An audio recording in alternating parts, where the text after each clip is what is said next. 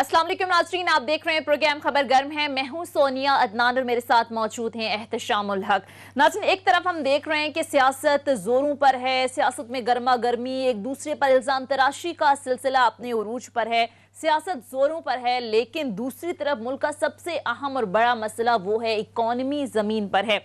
इस सियासी लड़ाई में कौन जीतेगा कौन हारेगा ये तो वक्त ही बताएगा, लेकिन इस सब में जो सबसे ज्यादा नुकसान हो रहा है वो मुल्क का हो रहा है। काश के हमारे सियासतदान, हमारे इदारे, हमारी इशराफिया देख ले कि मुल्क किस तरफ जा रहा है, क्योंकि मुआशी हवाले से जो खबरें हैं वो इंतहाई तशवीशनाक आ रही हैं। हम देख रहे हैं कि महंगाई मुसलसल बढ़ रही है, डॉलर जो है वो मुसलसल बढ़ रहा है, IMF की कड़ी शराइत हैं, फौरी तौर पर हमें सऊदीया UAE से भी कुछ नहीं मिला। अब देखना यह है कि ये हालात किस तरफ जा रहे हैं। फौरी तौर पर मुआशी हवाले से मुआशी जो सूरत हाल है उसकी बेहतरी के लिए क्या करने की ज़रूरत है, क्योंकि बहुत सारे जो माहिर मुआशियात हैं वो ख़तरे का इजहार कर रहे हैं कि खुदा न ख्वास्ता कि हम डिफ़ॉल्ट की तरफ तो नहीं जा रहे।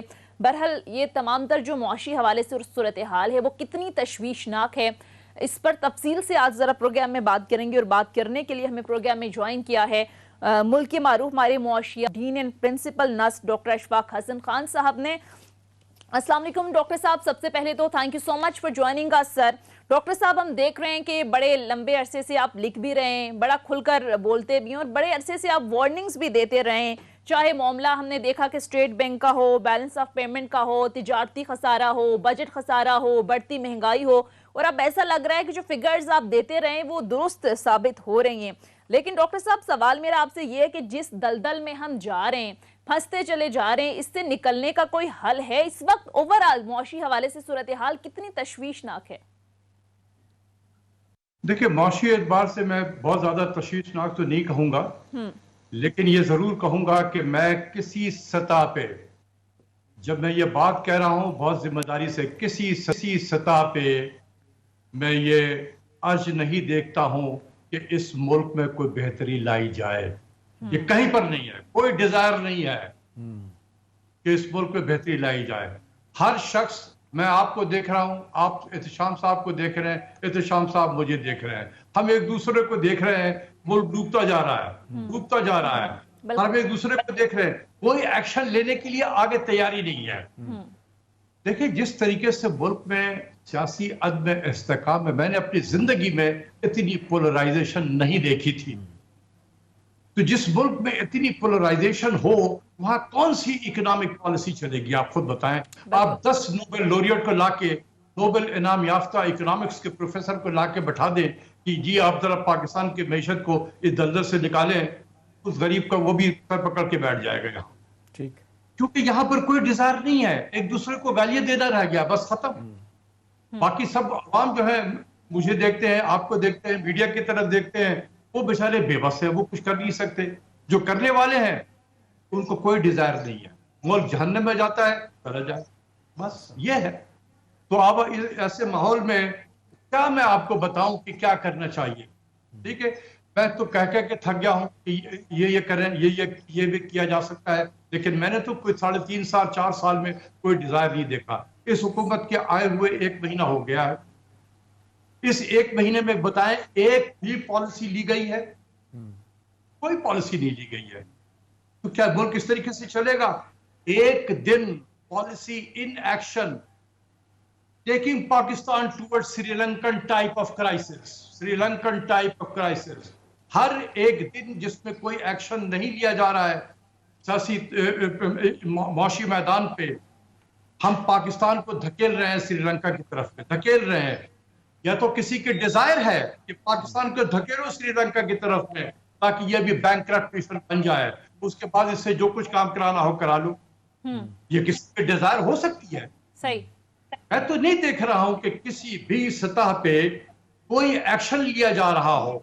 कि यार देखो इस वक्त मुल्क के चैलेंजेस क्या है, 1 2 3 ये चैलेंजेस हैं, ये 1 2 3 ये पॉलिसीज हम ले रहे हैं। हर दिन गुजरता चला जा रहा है, 1 महीना गुजर गया, तफरीबाजी में गुजर रही है, कोई उधर जा रहा है, कोई उधर जा रहा है, कोई उधर सैर तफरी कर रहा। इस तरीके से मुल्क तो नहीं चलता है। अच्छा डॉक्टर साहब, ये 2-3 चीज़ें बड़ी अहम आपने नुक्ता उठाया और बहुत सारे हवालों से तो आप बड़ा वाज़ेह तौर पे लिखते रहे, वो मैं बाद में पूछूंगा। स्टेट बैंक के गवर्नर अभी जो जा रहे हैं اکنامک ہٹ مین، بہت سارے لوگ کہتے ہیں، آپ خاص طور پہ کہتے رہیں، آپ ہمیشہ وارن کرتے رہیں کہ باہر سے آئیں نقصان پہنچا رہے ہیں، کسی نے نہیں سنا۔ اچھا ڈاکٹر صاحب، اتنی چیزیں ہیں، کہاں سے شروع کریں، کہاں پہ ختم کریں، تو بڑا مشکل ہے۔ اسپیسیفک میں بات پوچھتا ہوں، ٹھیک ہے یہ حکومت آئی، جس طرح لوگ کہتے ہیں جی کوئی ان کا ویژن ہوگا، کوئی مشن سٹیٹمنٹ ہوگی، کوئی پالیسی ہوگی ان کی، کوئی ہوم گراؤنڈ ڈیسیجن میکنگ ہوگی، وہ تو آپ صحیح کہہ رہے ہیں کہ وہ پولیٹیکل فائر فائٹنگ میں ہی پچھلی حکومت کا بھی وقت گزر گیا، ان کا بھی وقت گزر گیا۔ اہم وزارت دی ہوئی تھی عماد حضرت صاحب کو انرجی کی، سارا دن سیاسی باتیں کرتے رہتے تھے۔ آپ دیکھیں کیا نکل رہا ہے، کیا نہیں نکل رہا، کہاں سے معاملات کدھر جا رہے ہیں۔ چلیں وہ تو بحث ہوتی رہے گی۔ ڈاکٹر صاحب اسپیسیفک سوال، یہ ایکسچینج ریٹ، وہ کہہ رہے ہیں کہ یہ جس انداز سے کمر توڑ رہا ہے ہماری، آج دور پہ آپ دیکھیں پھر ڈالر جو ہے نا وہ بڑھ گیا ہے، یہ 87 پلس ہو گیا ہے۔ کچھ لوگ کہہ رہے ہیں کہ بس دنوں کی بات ہے 200 روپے تک پہنچ جائے گا۔ یہ ایکسچینج ریٹ میکانزم کیا ہے آپ کے خیال میں؟ اب ظاہر ہے انفلوز تو ہمارے بہت کم ہیں، آؤٹ فلوز ہیں، جس کی وجہ سے معاملہ خراب ہو گیا، اور جس طرح سونیا کہہ رہی تھی نہیں ملا، کوئی سعودی عرب سے بھی، یو اے ای سے بھی، چائنا سے بھی امیدیں لگائی ہیں۔ وہ کہا جا رہا ہے اصل میں $600 ملین ہمارا ہے، باقی سارا پارک کیا ہوا ہے، 3.5 بلین چائنا کا، اور 3 بلین اپنا کیا کہتے ہیں سعودی عرب کا، 2 بلین یو اے ای کا، 1500 قطر کا۔ تو آپ کو کیا لگتا ہے کہ کیا آپ کیا کریں گے؟ آئی ایم ایف کا پروگرام چلیں، اچھی بات ہو گئی، $2 بلین ایڈیشنل آ جائیں گے۔ ابھی آپ کے خیال میں فوری طور پہ جو حکومت کر سکتی ہے وہ کیا کرنا چاہیے؟ اور ڈیفالٹ جو آپ نے وارن کر رہے ہیں، اس کو روکنے کے لیے آپ کو لگتا ہے کہ یہ حکومت کچھ کرے گی؟ بائی دی وے حکومت اب یہ کہنا شروع کر دیا، نواز شریف صاحب نے بھی وہاں سے خبریں آ رہی ہیں بڑا غلط ہو گیا ہے، ہمیں حکومت نہیں لینی چاہیے تھی۔ شہباز شریف صاحب نے اگلے دن پرائیویٹلی اخبار میں اس میں بات کی ہے کہ بھی گیم خراب ہو گیا، ہمیں نہیں آنا چاہیے تھا، اس کو نکالنے کی جلدی تھی، اب آنے کے بعد کوئی پالیسی نہیں ہے، کوئی پلان نہیں ہے۔ تو ابھی آپ کو کیا لگتا ہے، آپ جس طرح ملک کے لیے درد رکھتے ہیں، سوچتے ہیں، باتیں کرتے ہیں، کیا ایڈوائز کریں گے فوری طور پہ کیا کریں ایکسچینج ریٹ بہتر کرنے کے لیے؟ دیکھیں ان سب کا روٹ کاز جو ہے نا وہ سیاسی عدم استحکام ہے۔ میں سیاسی آدمی نہیں ہوں، لیکن میں پاکستان کی خاطر آج پہلی مرتبہ فرسٹ ٹائم میں سیاست پہ یہ بات کرتا ہوں جی پلیز، جو مجھے نہیں کرنا چاہیے، لیکن میں ملک کو جس طریقے سے جس طرف جا رہا ہے میں مجبور ہو گیا ہوں کہ اکنامکس سے ہٹ کے سیاست کی بات کروں۔ دیکھیں اس وقت ہمیں کیا چاہیے، میں اپنے پرائم منسٹر جو موجودہ پرائم منسٹر ہیں ان سے یہ کہوں گا کہ آپ یہ اعلان کریں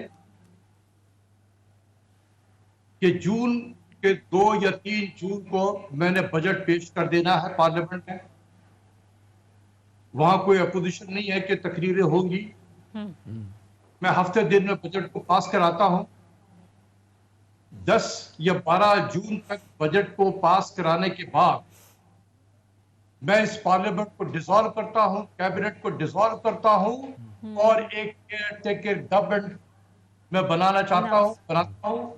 میں اس سلسلے میں عمران خان صاحب سے اپیل کروں گا کہ وہ 2 سے 3 نام کیئر ٹیکر کے لیے ہمیں بھیج دیں، تاکہ ان کا ویو لے کر ہمیں کیئر ٹیکر گورنمنٹ بناتے ہیں، اور 3 مہینے کے اندر میں آپ الیکشن کرا دیں۔ آپ دیکھیں گے کہ یہ پولیٹیکل ٹیمپریچر جو اس وقت آسمان پہ ہے اس زمین پہ آ جائے گا۔ ٹھیک صحیح، بالکل۔ اس کے بعد آپ پھر معاشی اس پہ آپ لگ جائیں، اپنا بجٹ پیش کر دیں، اور معاشی صورتحال پہ کیئر ٹیکر کیبنٹ جتنی جلدی آتی ہے اس کو کہیں کہ جی you are all powerful, take decisions. آپ بالکل لیں کہ ملک کو بچانا ہے، کیئر ٹیکر گورنمنٹ کا کام صرف الیکشن ہی کرانا ہوتا ہے، لیکن given the extraordinary situation اس میں آپ ایک اچھی سے 2-4 ٹیم آپ کیئر ٹیکر کے طور پر لگائیں کہ آپ جو میجر لینا چاہتے ہیں وداؤٹ ویٹنگ ٹائم کے 3 مہینے کے بعد کوئی حکومت آئے گی، پھر وہ کیبنٹ بنائے گی، اس کے بعد پھر ایکشن لیں گے، it will be too late. ایک policy in action is taking Pakistan toward Sri Lankan type of crisis, یہ ہمیشہ ذہن میں رکھیں۔ اس لیے آج میں پہلی مرتبہ یہ ایک سیاسی باتیں میں کر رہا ہوں جو مجھے زیب نہیں دیتا ہے کرنے کے لیے، میں کبھی ہمیشہ پرہیز کیا ہے، لیکن آج میں مجبور ہو گیا ہوں پاکستان کے حالت کو دیکھ کر، اس لیے میں یہ کہہ رہا ہوں کہ ڈاکٹر صاحب یہ آئیڈیلی بالکل آپ صحیح کہہ رہے ہیں، اور میرا خیال ہے بہت سارے لوگوں کا یہ ویو بھی ہے، آپ کے دل کی آواز بھی ہے، شاید میری بھی ہے، سونیا کی بھی، بہت سارے لوگوں کی، اور پرائیویٹلی کیا وہ اوپنلی کہہ رہے ہیں PMLN کے لوگ بھی کہہ رہے ہیں اور باقی لوگ تو کہہ رہے ہیں، عمران خان صاحب تو یہ مطالبہ کر رہے ہیں جلدی الیکشن کا۔ اچھا سر، ڈاکٹر صاحب ایک چیز بتائیے گا، آپ کا بڑا تجربہ ہے حکومتوں میں رہ کے، مختلف جگہوں پہ آپ نے بہت سرو کیا، ہم نے آپ کو دیکھا بھی ہے، رات کو 12 1 بجے تک آپ کی بتی جل رہی ہوتی تھی سیکریٹریٹ میں، سارے لوگ جا چکے ہوتے تھے، ہم بہترین وقت دیکھتے تھے کہ آپ کو ملنے کا وہی ہے 12 1 بجے کا۔ اچھا ڈاکٹر صاحب، لوگ کہہ رہے ہیں کہ ایک سلور لائننگ بھی اس میں ایک ہے کہ بھلے پولیٹیکل معاملات کو چھوڑ دیں، ڈپلومیٹک معاملات کو امریکہ کے ساتھ چھوڑ دیں، لیکن اس سٹیج پہ لوگ کہتے ہیں کہ ہمارا اکنامک کے علاوہ ہمارا ڈیفنس کا انٹرسٹ بھی امریکہ کے ساتھ ہے۔ وہ کہتے ہیں کہ امریکہ کی ناراضگی کی وجہ سے آج، اب میں نے کئی فوجی حضرات سے سنا ہے کہ خدا نہ خواستہ اگر جنگ ہو جاتی ہے تو ہمیں جس طریقے سے امریکہ نے ہر چیز منع کر دی ہے، یعنی جو پرزے F-16 کے ہوں اور چیزوں کے ہوں، کبھی کبھار ہمیں ٹرکی سے مل جاتے تھے، یوکرین سے ادھر، وہ بھی انہوں نے منع کر دیا نہیں دینا، اس لڑائی کی وجہ سے جو ہم نے آپس میں ان کے ساتھ شروع ہوئی ہے۔ کچھ لوگوں کا خیال ہے کہ اب چینج آف گورنمنٹ کی وجہ سے امریکی جو ہیں تھوڑے سے کنسیڈریٹ ہیں اور IMF پہ اپنا ایک پازیٹیو رول پلے کر سکتے ہیں، فیٹ اپ ہو، اور پھر جس طرح ہم دیکھ رہے ہیں 45% لوگ کہتے ہیں ہماری ایکسپورٹس وہاں پہ ہے، 25% یورپین یونین کی ہیں، 3 بلین کا وہ ہمیں ملا ہوا بھی وہاں پہ اسپیشل اسٹیٹس اس کا GSP+۔ تو آپ کو ڈاکٹر صاحب لگتا ہے کہ اسٹیج پہ امریکہ کے ساتھ تعلقات جو بہتری کی طرف ہے وہ معاشی طور پہ وہ ایک اچھا ایک ایلیمنٹ ہے سارے معاملے میں؟ دیکھیں، میں کبھی بھی یہ نہیں کہوں گا، نہ میں کبھی کہتا رہا ہوں، ہماری کوئی امریکہ سے تو لڑائی تو نہیں ہے، نہ ہم افورڈ کر سکتے ہیں۔ بالکل ٹھیک ٹھیک ہے، ہم افورڈ نہیں کر سکتے۔ امریکہ از اے سپر پاور۔ صحیح۔ صرف یہ نہیں ہے کہ امریکہ کا ڈائریکٹ جو ہمیں ایڈ ویڈ کی شکل میں پیسے ملا کرتے تھے وہ تقریباً 400 450 ملین ڈالر سال کا ہسٹوریکلی رہا ہے یہ۔ ٹھیک ہے۔ تو امریکہ کا پیسہ زیادہ میٹر نہیں کرتا ہے، امریکہ کی گڈ ول زیادہ میٹر کرتی ہے۔ انٹرنیشنل اداروں کے ساتھ میں پاکستان کے جو تعلقات ہیں یا ریٹنگ ایجنسیز ہیں، جو بانڈ مارکیٹ پہ ہم جاتے ہیں، ان تمام جگہوں پہ امریکہ کے جو بلیسنگ ہے وہ زیادہ امپورٹنٹ کرتی ہے۔ تو ہم کبھی بھی امریکہ کے مخالف تو نہیں رہے ہیں، اور کوئی حکومت کبھی بھی یہ نہیں چاہے گی کہ وہ امریکہ کے مخالف ہوں، بالکل نہیں۔ دیکھیں، اس وقت ایک انفارچونیٹ سے ایک انسیڈنٹ ہو گیا ہے، سب کچھ ہے، میرے خیال میں اس کو بھول کر ہمیں بیک ڈور سے ان کو یہ ایشورنس دلانی چاہیے کہ دیکھو یار، ہم تمہارے کبھی بھی مخالف نہیں تھے، ہم ہمیشہ تمہارے ساتھ ایک نان نیٹو ممبر الائی اسٹیٹس آپ نے ہمیں دیا ہوا تھا، اور اس وقت بھی ہم چائنا کے ساتھ ہمارے ایک اسٹریٹجک تعلقات رہے تھے۔ چائنا کے ساتھ ہمارے تعلقات کوئی نئے نہیں ہیں، وہ تو 1960 سے چلے آ رہے ہیں، تو اس دوران میں بھی ہم امریکہ کے بہت قریب رہے۔ بالکل، تو ہم ابھی بھی اسی طریقے سے آپ کے ساتھ رشتہ مینٹین کرنا چاہتے ہیں، یا اب پرانی جو باتیں ہو گئی ہیں اس کو بھول جائیں، اور ایک رشتہ ہے ہمارا، جہاں سلسلہ جہاں سے منقطع ہوا ہے وہاں ہم جوڑتے ہیں۔ تو ہمارے بھی کچھ ایشوز ہیں، ترجیحات ہیں، آپ اس کو کنسیڈر کریں، ہم آپ کے جو ایشوز ہیں اس کو ہم سمجھتے ہیں۔ ہم نے ہمیشہ آپ کے ساتھ اچھے تعلقات کی خواہش کی ہے، آج بھی ہماری خواہش ہے۔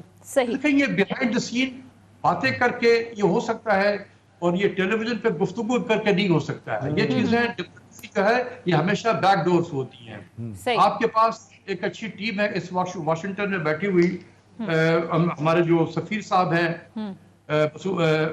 مسعود خان صاحب، بڑے سیزنڈ قسم کے ہیں، سفارتکار ہیں، ان کو آپ کو ٹاسک دیں کہ بھائی ذرا تعلقات ٹھیک کراؤ یار، یہ اس قسم کی چیزیں جو ہیں، جو سیاست ہے وہ ملک کے اندر رکھیں اس کو، اور جو بھی حکومت آئے گی اس الیکشن کے بعد، جو میں نے جس کا ذکر کیا الیکشن، وہ حکومت کے ساتھ جو ہے آپ پہلے سے بیک ڈور چینل سے ان کے ساتھ اپنے تعلقات کو استوار کریں، تعلقات میں آپ کہہ رہے ہیں کہ غلط فہمیاں ہے اس کو دور کریں، دور کرنی چاہیے، رشتے کو دوبارہ شروع کریں۔ ٹھیک ہے۔ اچھا ڈاکٹر صاحب، یہ جو سبسڈیز دی گئی تھی پچھلی گورنمنٹ کی جانب سے، عمران خان صاحب نے تو کہا تھا کہ پیٹرول پر جو سبسڈی دی گئی ہے بجٹ تک یہی رہے گی، اس وقت ہم دیکھ رہے تھے کہ موجودہ گورنمنٹ اس وقت کی گورنمنٹ پر تنقید کرتی تھی، لیکن اس وقت بھی حکومت پیٹرول پر 29 روپے فی لیٹر، جبکہ ہائی سپیڈ ڈیزل پر 73 روپے سبسڈی دے رہی ہے۔ ہم دیکھ رہے ہیں IMF کا پریشر ہے، پھر وزارت خزانہ کی جانب سے بھی کہا جا رہا ہے کہ ان سبسڈیز کو ختم کیا جائے، واپس لینے کا مطالبہ کیا جا رہا ہے۔ اب گورنمنٹ کے لیے مسئلہ یہ ہے کہ لے تب بھی مسائل، نہ لے تب بھی مسئلہ. تو سر یہ سبسڈی جو دی جا رہی ہے اس سے بھی نقصان ہو رہا ہے ملک کا. اور اس میں ڈاکٹر صاحب ایک چیز کائنڈلی اور ایڈ کر لیجئے گا. یہ بہت سارے لوگ یہ کہہ رہے ہیں کہ جی اب ہم نے دیکھا کہ مفتاح اسماعیل تو روز کہتے ہیں، کچھ اور لوگوں نے کہنا شروع کر دیا ہے کہ جی یہ پیٹرول پہ کراس دا بورڈ سبسڈی کیوں ہے. ایک بندہ بائک چلاتا ہے اس کو تو مل سکتی ہے، ایک بندہ جو 2800 سی سی کی گاڑی چلا رہا ہے 2 کروڑ کی 2.5 کروڑ کی جو افورڈ کر سکتا ہے اسے پیٹرول پہ سبسڈی کی جائے. تو میرا سوال آپ سے کیا حکومت کے لیے کوئی اتنا آسان ہو سکتا ہے کہ بیٹھ کے کیٹیگرائز کرائیں کہ چھوٹی گاڑیاں والوں کو دینی ہے بڑیوں کو نہیں دینی؟ تو اس کا کیا میکنزم ہوگا، طریقہ کار کیا ہوگا؟ جی دیکھیں، جب پچھلی حکومت نے بھی یہ ساری چیزیں غور کی تھی، انہوں نے کہا تھا کہ ہم جس طرح کے صحت کارڈ ہم نے ڈسٹریبیوٹ کیا ہے اسی طریقے سے ہم پیٹرول کارڈ بھی موٹر سائیکل والوں کو دے دیں گے. کہنا بہت آسان ہوتا ہے، امپلیمنٹیشن از اے ہارنڈس ٹاسک. یا آپ اس کو امپلیمنٹ نہیں کر سکتے. جو ہماری سول سروس کی کوالٹی ہے، کیپیسٹی ہے، آپ ہینڈل کر ہی نہیں سکتے اس سب چیزوں کو. اس لیے انہوں نے کہا تھا کہ یار بجائے اس کے کہ ہم ان چیزوں پڑھیں اور پیسہ ہمارے ضائع ہو جائیں، ہم اس کو اکراس دی بورڈ کر دیتے ہیں تاکہ آسانی ہو. اور اس کے پیچھے جو ریزن تھی کہ 14 بار 14 ٹائمز ان رو پچھلی حکومت نے تیل کی قیمتیں بڑھاتے رہے. وہ 14 بار ہر فورٹ نائٹ پہ بڑھاتے رہے. 12 روپے بڑھایا انہوں نے. پھر انہوں نے ڈیسائیڈ کیا کہ it is too much, we are putting too much pressure on the people. پھر یہ ہوا کہ جی اگر ہم اس کو آج کی سطح پہ فریز کر دیتے ہیں جون تک میں تو کیا اس کا کاسٹ آئے گا. وہ تقریباً 250 بلین روپے کا کاسٹ آ رہا. تو انہوں نے کہا کہ جی ایف بی آر نے جولائی فروری تک کا میں پیریڈ بتا رہا ہوں، اس پیریڈ میں تقریباً 262 بلین اپنے ٹارگٹ سے زیادہ اکٹھا کیا ہوا تھا انہوں نے. ٹھیک. تو اس نے کہا کہ چونکہ ہم نے ٹارگٹ سے زیادہ اکٹھا کیا ہوا ہے تو ہم افورڈ کر سکتے ہیں اور جتنی دیر ہم کر سکتے ہیں ہم کریں گے. یہ کوئی ہارڈ اینڈ فاسٹ نہیں تھا کہ ہم نے اس کو جون تک ہی رکھنا ہے، کیونکہ ہمیں یہ پتا تھا اس وقت کی حکومت کو کہ یوکرین کی جو کرائسس ہو رہی ہے یہ پیٹرول کی قیمت بڑھے گی. اور آپ دیکھیں کہ یہ برنٹ جو ہے 110-111 ڈالر پہ آج بھی موو کر رہا ہے. اور جس طریقے سے وہ رشیا کے آئل پہ پابندی لگا رہے ہیں اس کے ایکسپورٹس پہ، تو کہاں جائیں گے یہ لوگ یورپین اس سے امپورٹ کرنے کے لیے؟ تو جو ایگزسٹنگ مارکیٹ ہے، جو سپلائی ہے، اسی پہ پریشر پڑے گا. یہ تیل کی قیمتیں اور اوپر جائیں گی. ٹھیک ہے، یہ اس وقت بھی اس کا احساس تھا. تو انہوں نے کہا تھا کہ یہ اگر ہم نہیں کر سکتے افورڈ تو ہم پھر پاس آن کرنا شروع کر دیں گے. صحیح. لیکن یہ ایک لیسن ہے ان لوگوں کو جو جب اپوزیشن میں ہوتے ہیں تو خدا کے واسطے صرف سیاسی پوائنٹ اسکورنگ کے لیے نہ باتیں کیا کریں. کیا پتا کہ آج کی اپوزیشن کل کی حکومت بھی ہو سکتی ہے تو پھر آپ کو امبیرسمنٹ ہوگی. آپ 1 اکتوبر 2021 کا ویڈیو نکال کے دیکھیں جس پہ ہمارے آج کے فائنانس منسٹر مفتاح اسماعیل صاحب نے کتنے سخت الفاظ استعمال کیے تھے. اس وقت گورنمنٹ 137 روپے پر لیٹر پہ لے کر گئی تھی اور انہوں نے کہا تھا کہ یہ تو تباہی ہو گئی ہے، کون اس کو برداشت کر سکتا ہے، یہ ہے وہ ہے. اور اب جب ان کی باری آئی ہے تو ان کو تو لگ رہا ہے کہ تو 200-250 روپے پیٹرول جائے گا ہمارا. تو اب پھنس گئے ہیں کہ کیونکہ لوگوں نے پرانا کلپ چلانا ہے. تو اس لیے میں کہتا ہوں کہ اپوزیشن میں ہو چاہے جو بھی، اس طریقے سے باتیں نہیں کرنی چاہیے. یہ ایک لیسن ہے ان تمام سیاسی لیڈروں کو کہ جب آپ پاور میں نہ ہو تو آپ اس قسم کی باتیں نہ کیا کریں کہ آپ جب آئیں گے آپ مسائل کے شکار نہ ہو. اچھا ڈاکٹر صاحب ایک چیز کل اسحاق ڈار صاحب کا میں انٹرویو دیکھ رہا تھا کسی چینل کے لیے، وہ ایک کلیم کر رہے ہیں کہ جی ڈالر جو ہے نا وہ 160 روپے تک آ سکتا ہے.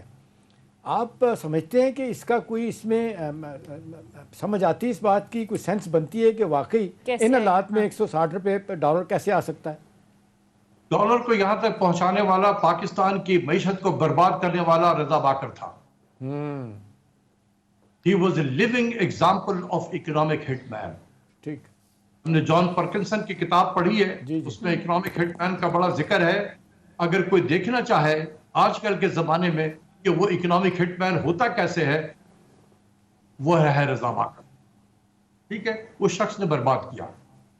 دیکھیں یہی ڈالر جو ہے ہمارا 166 پہ جب چلا گیا تھا 166.40 پر ڈالر، اور گرتے گرتے 2 مئی کو وہ 152 پہ بھی آ گیا، 152 روپے 30 پیسہ. وہ کیسے آیا تھا؟ کیا ڈالر کی انبار ہمارے یہاں آنے لگی تھی؟ نہیں. تو جو اگردار صاحب کہتے ہیں کہ یہ 160 پہ آ جائے گا، ٹھیک کہتے ہیں، بالکل ٹھیک کہتے ہیں. جس طریقے سے 166 سے 152 پہ آ سکتا ہے، اور پھر 152 سے 190 بھی جا سکتا ہے، اور 190 سے 181 بھی آ گیا. جس دن سپریم کورٹ کا ججمنٹ آیا اس دن آپ دیکھیں کہ 190 پہ ڈالر چلا گیا تھا. بالکل یہ صحیح ہے. اور ہمارے چیف جسٹس صاحب نے اپنے اس کے درمیان میں بھی اپنے ججمنٹ دے رہے تھے، اس میں بھی کہا تھا کہ 190 روپے پر ڈالر بھی ہے. اور جیسے ہی ججمنٹ آیا نیکسٹ ڈے وہ 181 پہ آ گیا. کیا پاکستان پہ انبار لگ گئے تھے باہر سے انفلوز کا؟ کیا پاکستان کی اکنامک فنڈامنٹل میں ایک لیس دین 24 آورز میں تبدیلی آ گئی کہ وہ 9 روپے نیچے چلا گیا؟ اس کا مطلب ہے کہ کوئی لے کر جاتا ہے، جو لے کر جاتا ہے وہ لے کر آ بھی سکتا ہے. صحیح. اس لیے میں کہتا ہوں کہ دار صاحب ٹھیک کہہ رہے تھے. یہاں پہ مافیا سے آپ کہہ رہے ہیں. چلیں مختصر بریک لیتے ہیں. ڈاکٹر اشفاق حسن صاحب سے سلسلہ جاری رہے گا. ناظرین اسٹے ود اس.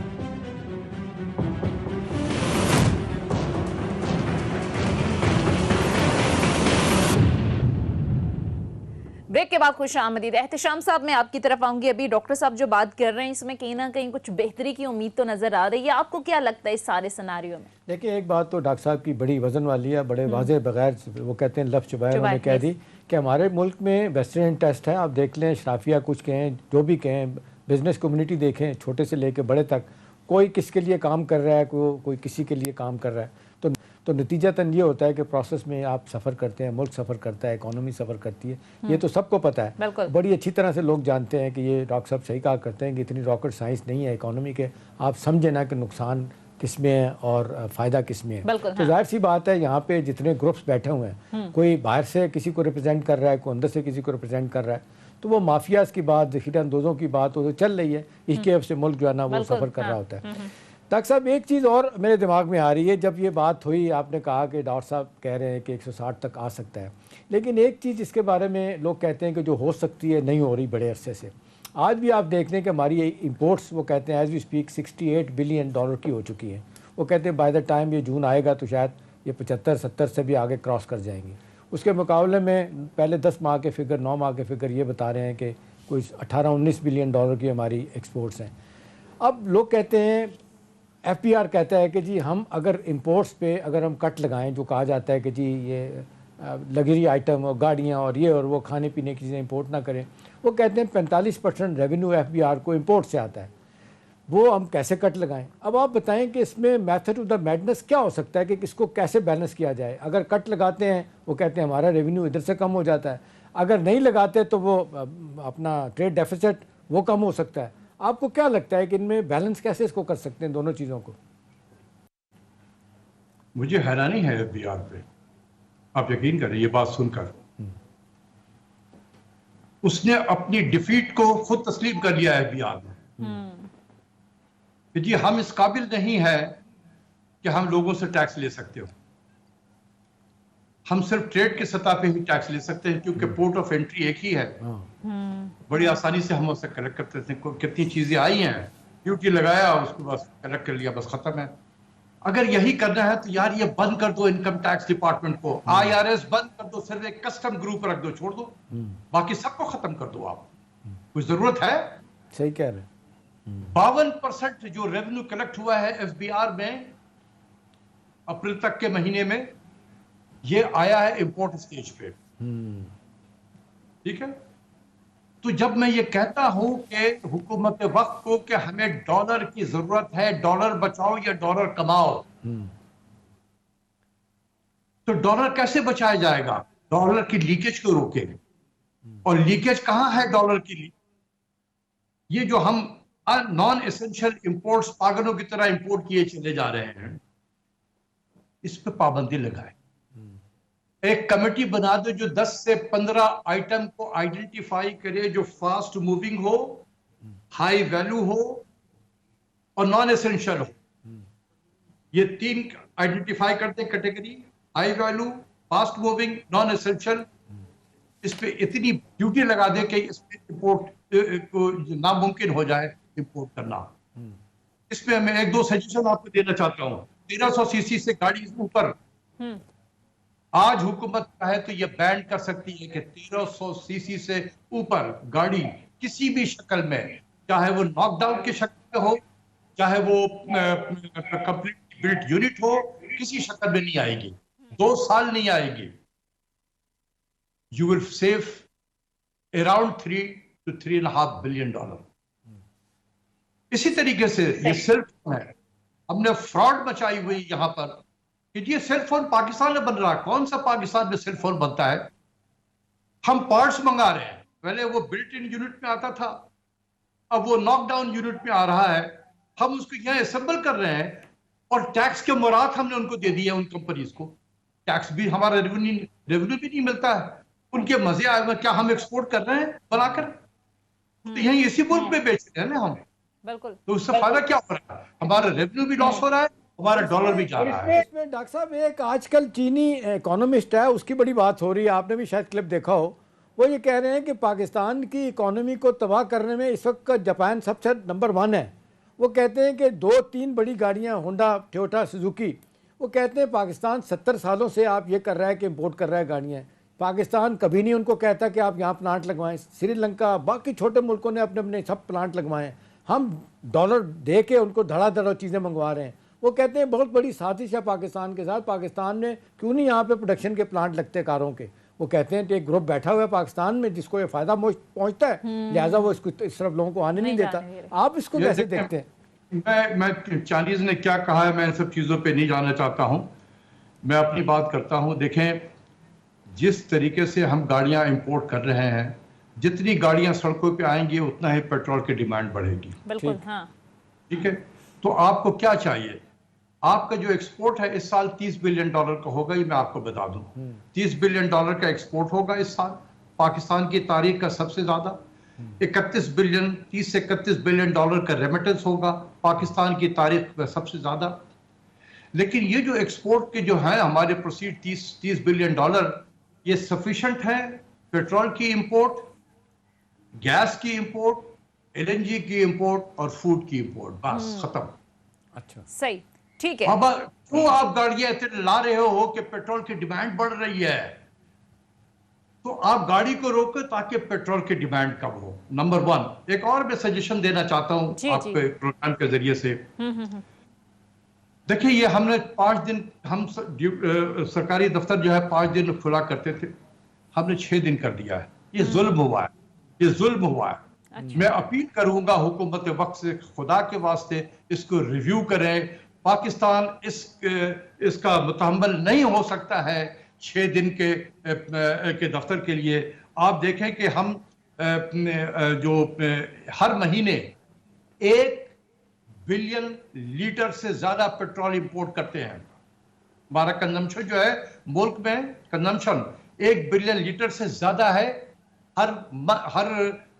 हर महीने में 34 million litre per day petrol की कंजम्पशन है हमारी। जितनी गाड़ियां आएंगी और इसी तरीके से बढ़ती जाएंगी, आज के लीटर पे आप इसको कर दें मल्टीप्लाई, आप देखें कि कितना बिलियंस ऑफ रुपया जो है इसमें जा रहा है। फर्क पड़ता है। आपसे मैं अपील करता हूं कि revert back to 5 days a week, और उसमें भी 1 दिन वर्क फ्रॉम होम करें। कोई पाकिस्तान की प्रोडक्टिविटी पे कोई फर्क नहीं पड़ेगा। मैं ऑफिस की बात कर रहा हूँ। आप देखेंगे कि सड़कों पे गाड़ियां कम हो जाएंगी, बिल्कुल, ये बसें कम चलेंगी, ये वैगन कम चलेंगे, ये मोटरसाइकिलें कम चलेंगी। आपका पेट्रोल बचेगा। बचाएं, इस वक्त डॉलर बचाएं आप। तो revert back to 5 days and 1 दिन उसमें विद इन 5 days में 1 दिन वर्क फ्रॉम होम करें। आप बचाएं, आपकी बिजली बचेगी। ठीक है, आप बिजली के लिए जो डीजल इंपोर्ट जो है वो उसके जिसके लिए फ्यूल इंपोर्ट कर रहे हैं उसमें कमी होगी। आप बचाएं पैसा। आप गैस में भी आप राशनिंग करें। देखिए, आप सुबह में गैस सप्लाई करें लोगों को 10 बजे तक, आप 6 बजे से लेकर 10 बजे तक सप्लाई करें, बंद कर दें उसके बाद में 1 से 2 बजे फिर कर दें आप, ताकि लोग खाना पका सकें। اور پھر شام کو آپ 8 بجے سے لے کر یا 7 بجے سے لے کر 10 بجے تک رکھیں. آپ 3 اس طریقے سے کریں, آپ بچائیں, آپ گیس بچائیں. یہ تو بڑی زبردست سجیشن احتشام صاحب ڈاکٹر صاحب کی طرف سے آ رہی ہیں. اگر اس پر امپلیمنٹ ہو جائے تو آپ کو لگتا ہے کہ صورتحال میں بہت حد تک بہتری آ جائے گی؟ جو ڈاکٹر صاحب کہہ رہے ہیں, بہت سارے لوگوں نے اس پہ بات بھی کی ہے اور لوگ چاہ بھی رہے ہیں. اصل میں اب یہ ڈاکٹر صاحب مسئلہ یہ ہے کہ یہ اب جو پولیٹیکل ایکسپیڈینسی ہے نا, کہ ہم پولیٹیکل مائلیج ہر بات میں لینا چاہتے ہیں. آتے انہوں نے کہا جی 6 دن کام نہیں, جی پورے جی یہ تو یہ. اب سوال تو یہ ہے کہ بھی آپ نے ایک میکنزم بنایا ہے, وہ جس طرح لوگ کام بھی کر رہے ہیں. اب تو اب 3 سال سے تو جب سے کورونا آیا ہوا ہے, لوگ 80% لوگ گھروں سے کام کر رہے ہیں. اس کا ایک ایک فائدہ اور بھی آپ کو مشورہ دے دوں, ایک اور سجیشن دے دوں اسی پہ. جی آپ کو معلوم ہونا چاہیے احتشام صاحب, سونیا, آپ دونوں کو, جی ہم $150 ملین مہینے کا ٹریول پہ خرچ کرتے ہیں. کس پہ جی؟ ٹریول, یہ سیر و تفریح کے لیے جا رہے ہیں. کوئی ٹرکی جا رہا ہے, کوئی یو اے جا رہا ہے, کوئی کہیں بھاگ رہا ہے. ابھی گرمیوں کا موسم آ رہا, دھڑا دھڑ لوگ جائیں گے باہر سیر و تفریح کے لیے. بالکل. PIA ختم ہو گئی ہے. ہم فورن ایئر لائن سے ٹریول کرتے ہیں. ٹکٹ جب خریدیں گے تو ہم تو روپے تو دے رہے ہیں, لیکن حکومت پاکستان سے وہ ڈالر جائے گا پھر ان کو, کیونکہ فورن ایئر لائن روپے لے کے تو زندہ تو نہیں رہ سکتی ہے نا, تو ان کو کنورٹ کر کے ڈالر میں آپ دیں گے. یہ ملک کے ڈالر جا رہا ہوتا ہے. ٹھیک ہے, $150 ملین اس وقت مہینے کا خرچ ہے ہمارا. جب پینڈیمک ہوا تھا, پینڈیمک میں جب تمام ٹریول بند ہو گئی تھی, تو یہ گر کے $10 ملین پہ آ گیا تھا, صرف $10 ملین. اچھا صحیح. تو آپ کیا کریں, آپ لوگوں کے اس قسم کے ٹریول کو صرف 2 کیٹیگری کو چھوڑ دیں.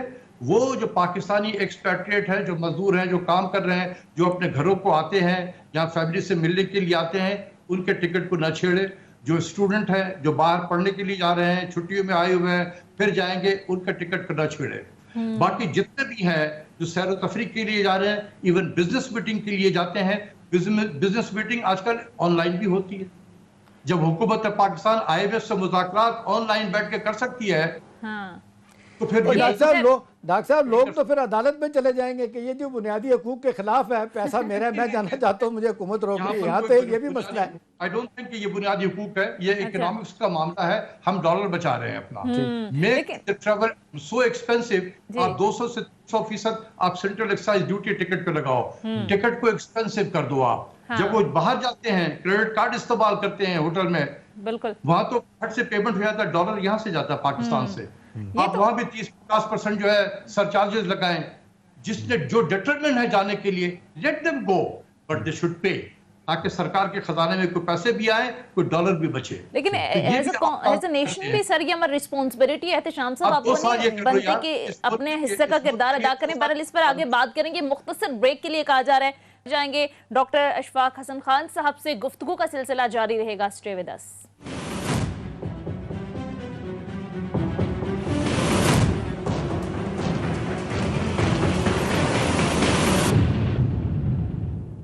بریک کے بعد خوش آمدید. جی احتشام صاحب, بڑی زبردست باتیں کی, اور مجھے ایسا لگا کہ بڑی مائنر, بڑی چھوٹی چھوٹی چیزیں اگر حکومت وقت, اس وقت کی حکومت کی چیزیں سمجھ لے تو کسی حد تک صورتحال پر ہم کنٹرول کر سکتے ہیں. اور اگر ملک کا مسئلہ ہے تو ایز اے نیشن بھی ہم سب کو بڑھ چڑھ کر پارٹیسپیٹ کرنا چاہیے تاکہ ملک بہتری کی طرف جائے. سونیا, کچھ چیزیں تو ایسی ہیں جو ڈاکٹر صاحب بات کر رہے ہیں وہ سمجھ آتی ہیں. ڈاکٹر صاحب تو ہمارے استادوں کی طرح نا, بہت کچھ ہم نے ان سے سیکھا ہے. تو جو باتیں بتا رہے ہیں بہت پریکٹیکل ہیں, مطلب ایسی باتیں نہیں کہ جو نہیں ہو سکتی. بالکل. اور ہمارے جیسے ملک میں جہاں پہ آپ جس کو کہنا چاہیے کہ ایک بڑی سیریس کرائسس کی سچویشن پیدا ہو گیا ہے, چاہے ایکسچینج ریٹ ہے اور ہمارے اتنے سارے مسائل ہیں. اب سوال یہ ہے کہ حکومتیں جو بیٹھی ہیں کیا وہ فری ایجنٹ ہیں ڈاکٹر صاحب؟ ابھی دیکھ لیں جتنے ہمارے لوگ بیٹھے ہوئے ہیں, میں کل ہی ایک دیکھ رہا تھا تقریب میں, جس طرح بزنس مین بڑے بڑے بیٹھے ہوئے تھے.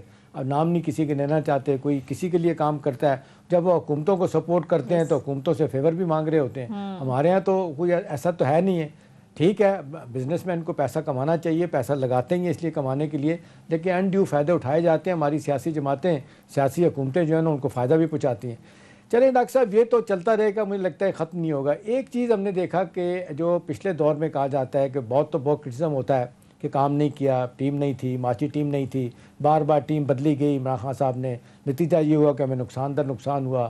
1 سال ڈیلے کر کے گئے وہاں پہ, آپ کے پاس آپ کہہ رہے تھے جانا نہیں چاہیے تھا, یا تو جو آپ کہہ رہے تھے وہ کر لیتے وہ بھی نہیں کیا, اس کے بعد گئے تو شرائط بھی ہماری بڑھ گئی.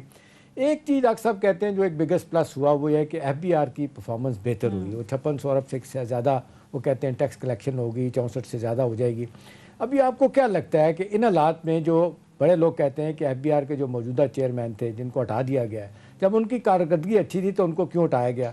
آپ کو کیا لگتا ہے کہ اس کے پیچھے بھی سیاست ہے؟ دیکھیں,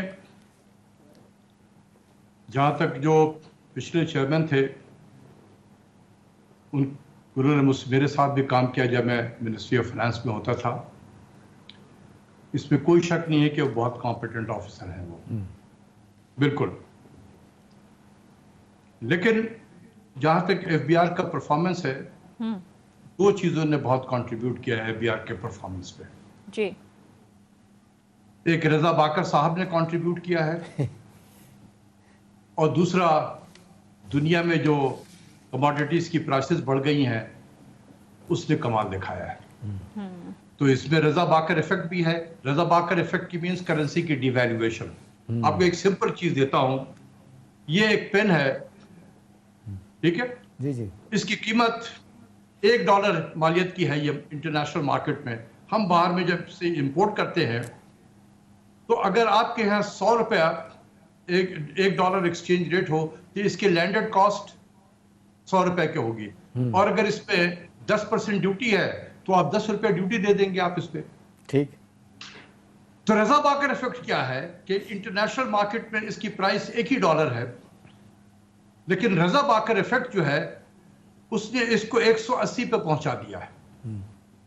تو جب یہ اس کا لینڈڈ کاسٹ $180 ہوگا تو اس کو $18 مل جائے گا. 10% وہی ڈیوٹی لگی ہوئی ہے, $18 ملے گا, $10 نہیں ملے گا.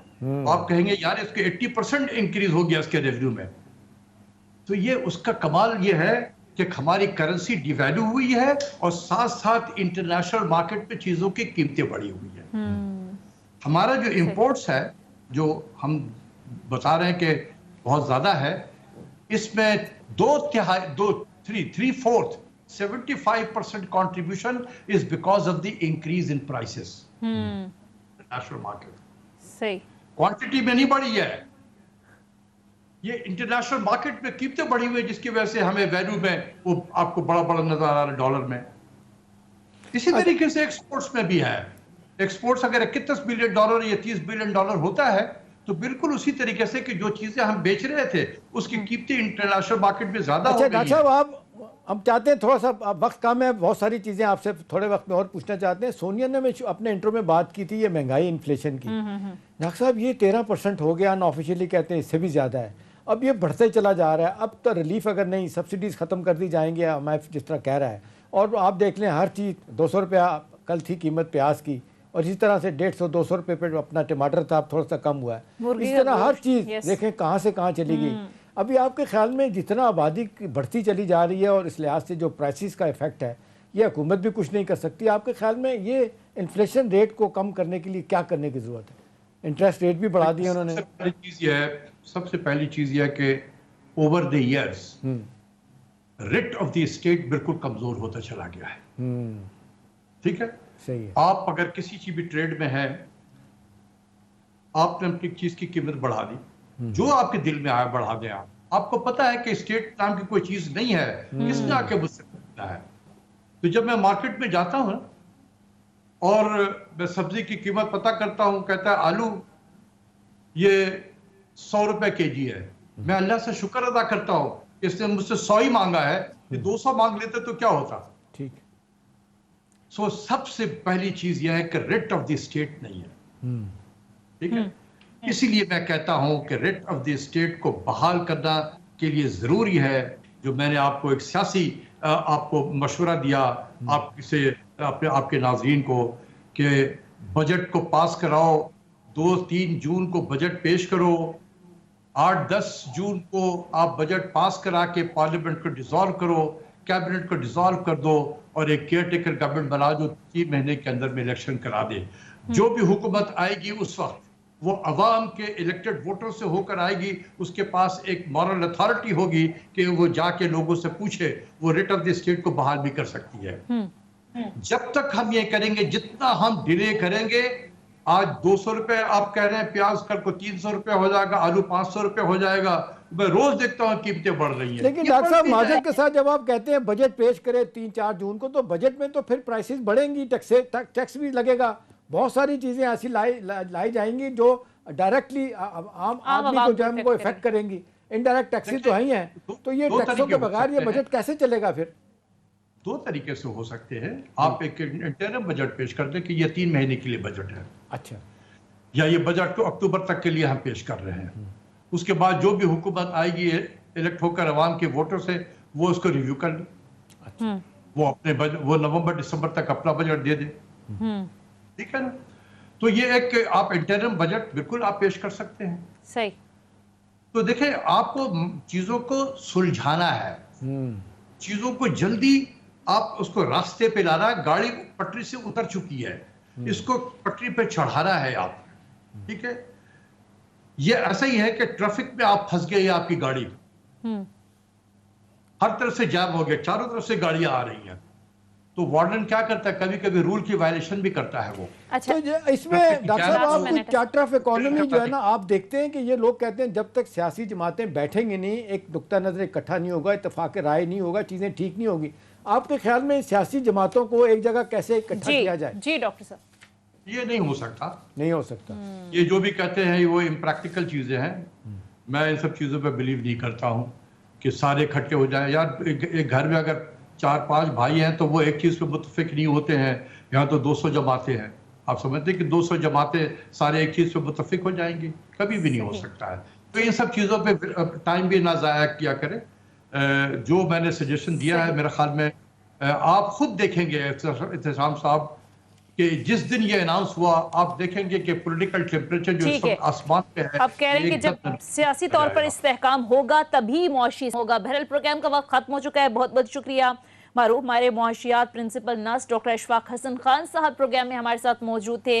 ناظرین, یہ تھا ہمارا آج کا پروگرام کے حوالے سے فیڈ بیک ضرور دیجیے گا. اگلے پروگرام تک ہمیں اجازت دیجیے. خدا حافظ.